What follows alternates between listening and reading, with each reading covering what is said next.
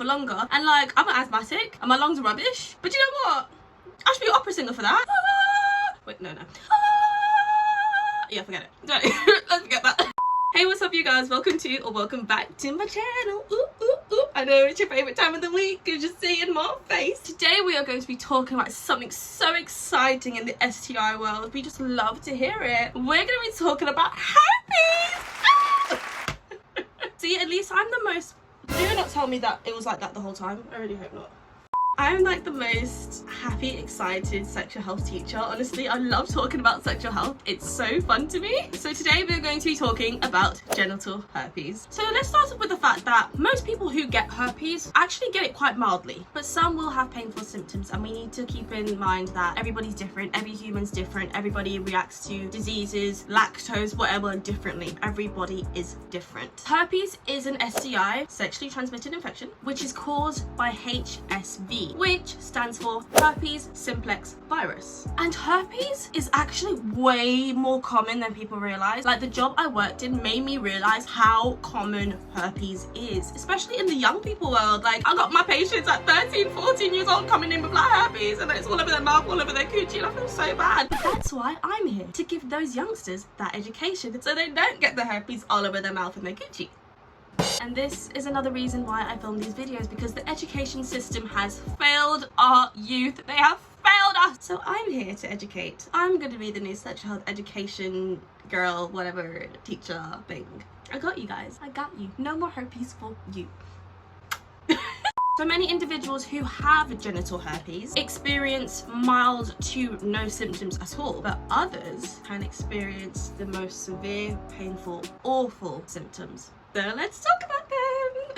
Carriers of the virus can experience symptoms from 2 to 14 days after encountering the virus. So meaning coming into contact with the virus, so coming into contact with someone who has herpes. Whereas others can be carrying the virus in their bodies for weeks, months, years before even getting a single sign or symptom that they have the virus. If a person was to start getting symptoms for genital herpes usually start off with flu-like symptoms, and these are including headaches, a fever, tiredness or fatigue, swollen glands, or aches and pains down the lower back or down the legs, or even the groin. These symptoms can be followed by vaginal discharge, urethral discharge. So just a reminder, the urethra, I can never pronounce it properly, it's such a weird word, is where your pee comes out from. So the tube where your urine comes out from is your urethra. So urethral discharge. Pain while peeing. Small blisters will start to appear on the genital area or even the anal area, or stinging or itching in the genital area or the anal area. Imagine your booty hole itching.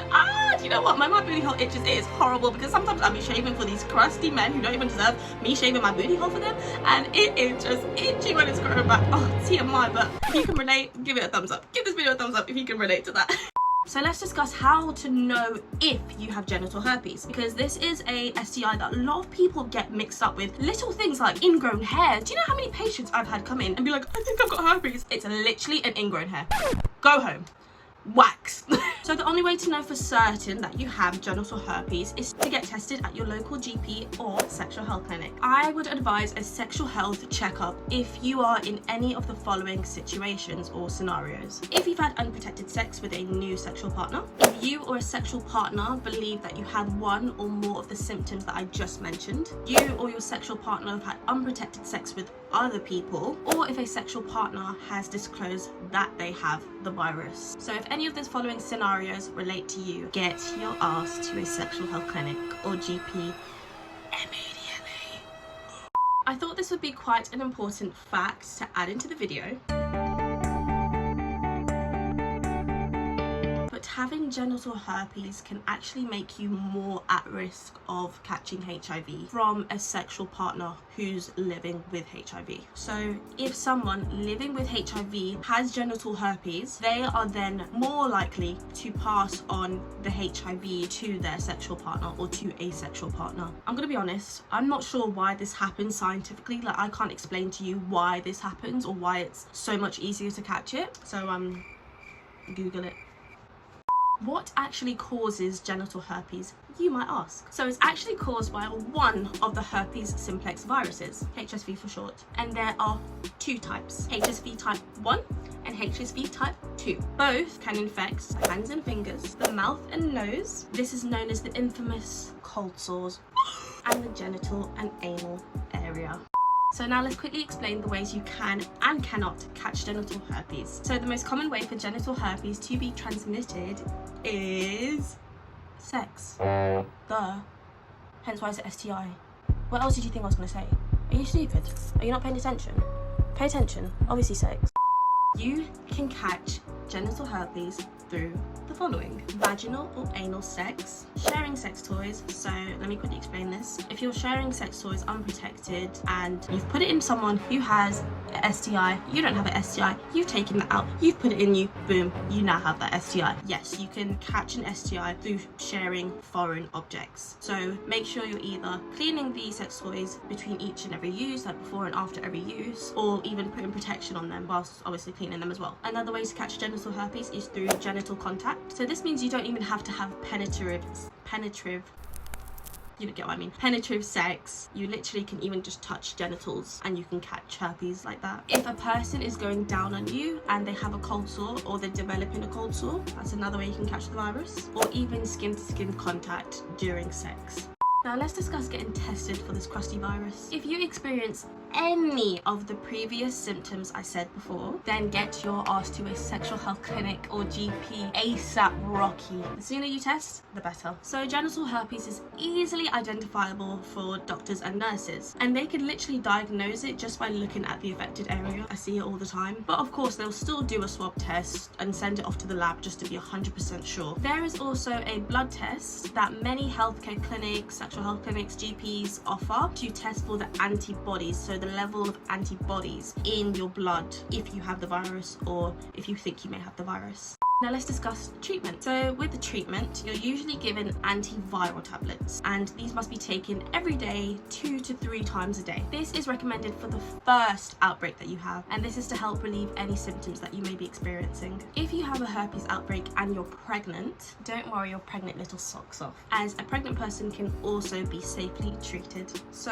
if I'm going to be real with you guys, antibiotics don't get rid of the virus. It's a virus. Antibiotics help get rid of bacteria infections like chlamydia and gonorrhea. They do not help with viruses, but they do help minimize the symptoms and the pain that the person with the virus may be going through. And I am very aware that people do this. Do not even try to do this because it will not work. Do not apply cold sore treatment to the genital area. It's 2 different types of herpes. It's not gonna work. They're 2 different areas. They need 2 different types of treatment. So really, treatment for genital herpes isn't exactly an essential thing, as the virus does eventually clear up on its own, but you will always have the antibodies in your blood. You may be fine and live a normal, healthy life, but say a few years down the line, somebody wants to take your blood. That doctor or whoever did will read your blood and know that you've had it in the past. But if you start the treatment at the very beginning of the outbreak, this can actually reduce how long the outbreak lasts and can reduce the chances of passing it to another person.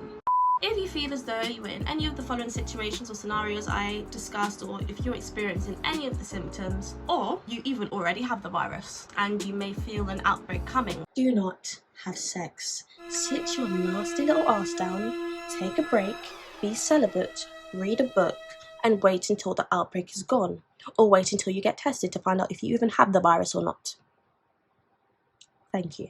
Other than all of that, I hope you guys learned something new today, and this is another reminder to please use protection. It's really not that expensive. I mean, it actually kind of is, but little advice, just go to a GP or a sexual health clinic. They'll give you a free bag. I don't know if that applies for internationals. Don't listen to that if you're not from England, because I'm not entirely sure. It would make sense for other countries to do it, but in England, we very much do it. At most clinics you go to, or even a GP, sexual health clinics, you can just go in there. You don't even have to ask. They're usually just there for you to take. At GPs, I think you have to ask, and they'll just give you one for free. But yeah, not quite sure about other countries. But yeah, if it's free, just grab it.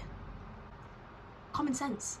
Anyways, I've got a lot to do on this lovely, beautiful, sunny day. Imagine it's September and it's 30 degrees all week in England, honestly. But then August was cold and 18 degrees. Makes sense, honestly. Anyway, I'm out of here. But I hope you guys enjoyed this week's video. Make sure you like and subscribe. Don't forget to watch all my other videos, and I look forward to seeing you very, very soon.